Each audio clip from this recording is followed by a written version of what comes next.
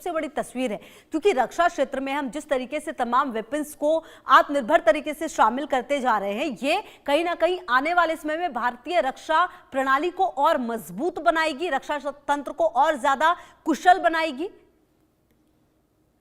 धन्यवाद खुशबू जी, एक बहुत इंटरेस्टिंग टॉपिक आप लेके आए आज। और देखिए, आत्मनिर्भर भारत एक जर्नी है। वो अभी हमको बहुत लंबा रास्ता इस पे तय करना है, बिकॉज मैं इसके साथ बहुत पैशनेटली जुड़ा हुआ हूँ और फौज में भी जुड़ा हुआ था और रिटायरमेंट के बाद भी मैं बहुत एक्टिवली इन्वॉल्व हूँ इस क्षेत्र में। तो इसको मैं आपको बता सकता हूँ कि एक शुरुआत हुई है, एक राइट दिशा गवर्नमेंट ने अभी दिखाई है। बट आत्मनिर्भर जब हम बात करते हैं, वो एक 4-5 साल का प्रोग्राम नहीं होता है, 15-20 साल का प्रोग्राम होता है। बिकॉज डिफेंस इक्विपमेंट ये कोई एक सिविल इक्विपमेंट नहीं है, बिकॉज इसमें टेक्नोलॉजी इन्वॉल्व है और इसमें और भी चीज़ें इन्वॉल्व हैं जो फौज को एक्चुअली चाहिए होती है। टाइम पे हमारी रिक्वायरमेंट्स भी बदलती रहती है। पर मैं इस डिस्कशन को आगे ले जाके आपको ये बताना चाहता हूँ कि एक बहुत एक अच्छी पहल हुई है और जो हमारे एरियाज हैं जहाँ पे मैं सोचता हूँ इम्प्रूवमेंट हुई है, मैं उसको हाईलाइट एक्चुअली करना चाहता हूँ। एक है एमुनिशन।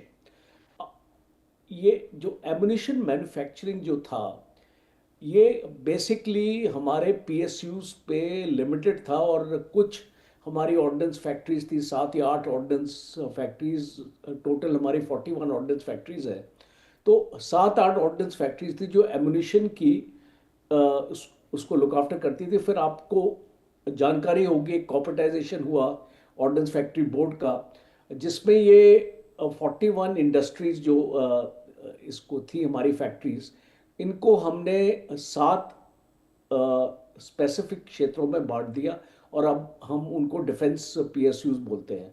तो एक म्यूनिशन इंडिया करके एक पीएसयू का इसको गठन किया गया, जो आपका जो tanks, artillery ammunition, small arms, ये सारे एमुनिशन को इसको मैन्युफैक्चर हो रहा था। बट एक बहुत इंपॉर्टेंट इसमें था कि प्राइवेट सेक्टर को पहली बार एमुनिशन की रिस्पॉन्सिबिलिटी दी गई। और मैं इसको क्यों इसके आपके प्रोग्राम में हाईलाइट करना चाहता हूँ, बिकॉज एमुनिशन एक ऐसी चीज़ है कि अगर आप एक लड़ाई में चले जाते हैं, और अभी आपने एक चीफ ऑफ आर्मी स्टाफ की भी स्टेटमेंट सुनी होगी कि जो अगली लड़ाई होगी हमको नहीं पता वो कितनी देर तक चलेगी।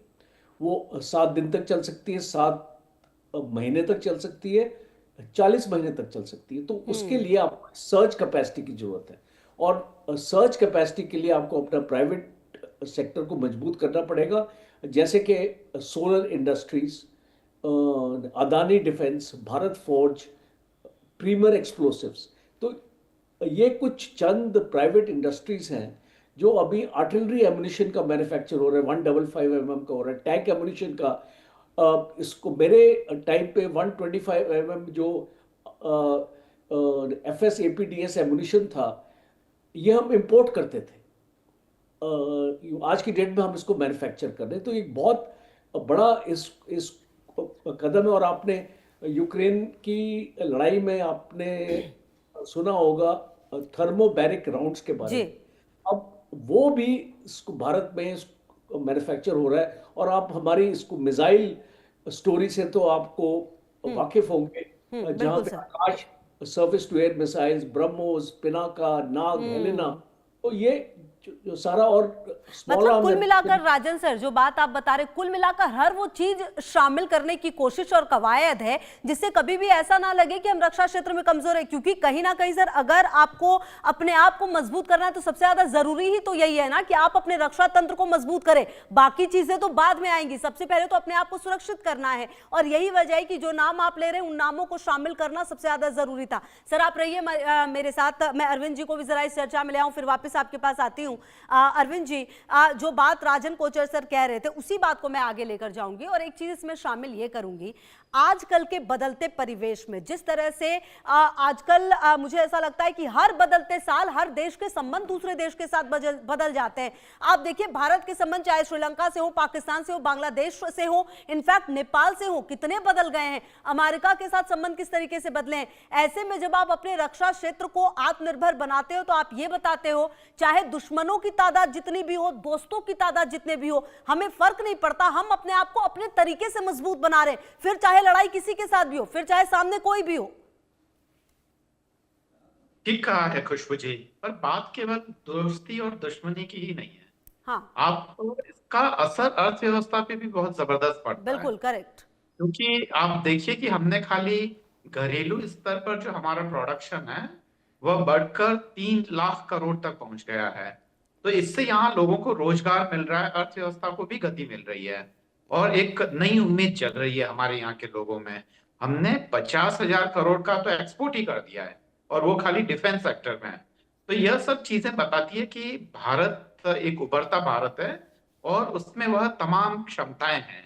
पर इसके बावजूद बहुत सारी चीजें हैं जिसकी तरफ भी हमें ध्यान देना होगा कि हम भले रक्षा उत्पादन में हमने काफी हद तक आत्मनिर्भरता पाई है, क्योंकि 2024-25 में अगर हम देखें तो जो घरेलू लेवल पे जो प्रोडक्शन होना चाहिए तो खासकर डिफेंस वाले सेक्टर में वह काफी ज्यादा हुआ है। और इससे पहले किसी जमाने में यह बोला जाता था कि रक्षा के क्षेत्र में सबसे बड़ा अगर इंपोर्ट करने वाला देश है तो भारत है। पर कुछ चीजें जो ध्यान रख देना है, एक तो हमें R&D पे काफी खर्च करना है, हालांकि 12% के आसपास हमने उसमें बजट में बढ़ोतरी भी की है, पर फिर भी एक अलग से यूनिवर्सिटी की जरूरत है जो डिफेंस यूनिवर्सिटी हो और वहां पे काफी बड़ी बड़ी रिसर्च हो और उसको हम रक्षा के क्षेत्र में उसको करें। क्योंकि अभी बहुत सारे ऐसे जो ऑर्गेनाइजेशंस है या इंस्टीट्यूशंस है भारत के जो मूलतः सरकारी है, वो रिसर्च का काम करते तो हैं पर एक बहुत ही ऑर्गेनाइज तरीके से करने की जरूरत है।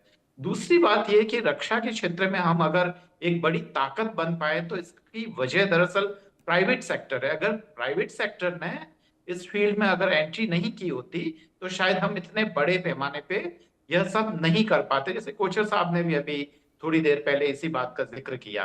पर यहाँ पे एक और बात ध्यान देना है कि जो खासकर लाइसेंस राज है, अगर हम उसको कम कर ले और जो छोटे छोटे जो उद्योग हैं वहां पे भी हम इस चीज को बढ़ाएं और लोगों की अगर भागीदारी हम बढ़ाते हैं और जो कम से कम जो छोटे बड़े जो पूंजीपति है अगर हम उनको भी इन्वॉल्व करते हैं तो ये भारत के लिए काफी ठीक रहेगा। बड़े स्तर पर भी हमें रिसर्च करने की जरूरत है और आत्मनिर्भरता बढ़ाने की जरूरत है। जैसे कि S-400 जैसे जो डिफेंस सिस्टम है वह भारत बनाना चाहिए, देर सवेर उसमें वो टेक्नोलॉजी आनी चाहिए। आज भी हम बहुत सारे हमारे जैसे कि अर्जुन टैंक वगैरह उनके इंजन वगैरह के लिए हम कई बार जर्मनी वगैरह पे डिपेंड किया करते थे। ऐसे ही जो हमारे जो तेजस प्लेन है उसके जो इंजन है वो हमें रशिया से मंगाने पड़ते थे, हमारे प्रोजेक्ट भी कई बार अमेरिका से मंगाने पड़ते थे और उसके कारण हमारे कई बार प्रोजेक्ट भी डिले हुए हैं। यह सारी चीजें यहाँ बननी चाहिए, तभी मुझे लगता है कि एक सच्ची जी आत्मनिर्भरता आ पाएगी। पर भारत ने बहुत कुछ किया है हम्म पिछले कुछ सालों में, तो वाकई एक बहुत बड़े बड़े कदम उठाए हैं। ठीक है। जी ओके फाइन। खुशबू जी। सर आती हूँ मैं आपके पास। राजन कोचर जी, देखिए ये बात तो सर सच है कि अगर सिर्फ हम पिछले कुछ सालों को देखें तो भारत ने जो बदलाव किए हैं वो बहुत ज्यादा जरूरी थे और निश्चित तौर पर ये बदलाव भारत को और मजबूत बना रहे हैं। लेकिन सर और क्या वो चीजें जिस पर काम करने की जरूरत है, क्योंकि देखिए सर यहाँ तो देशों के साथ जो संबंध हैं वो तो कभी भी बदल जाते हैं। ऐसे में अगर आप ज्यादा आत्मनिर्भर नहीं होंगे तो फिर दिक्कत ये भी है ना कि अगर रशिया के साथ ये चाहिए और रशिया के साथ अगर संबंध खराब हो गए तो फिर कैसे वो चीज मिलेगी। तो कुल मिलाकर आजकल के परिवेश में भारत को और वो क्या चीज है जिस पर सबसे ज्यादा ध्यान देने की जरूरत है। खुशबू जी, बहुत इंपॉर्टेंट क्वेश्चन है। देखिए अभी जो सिचुएशन है एक रियलिस्टिक असेसमेंट हम करते हैं। देखिए हमको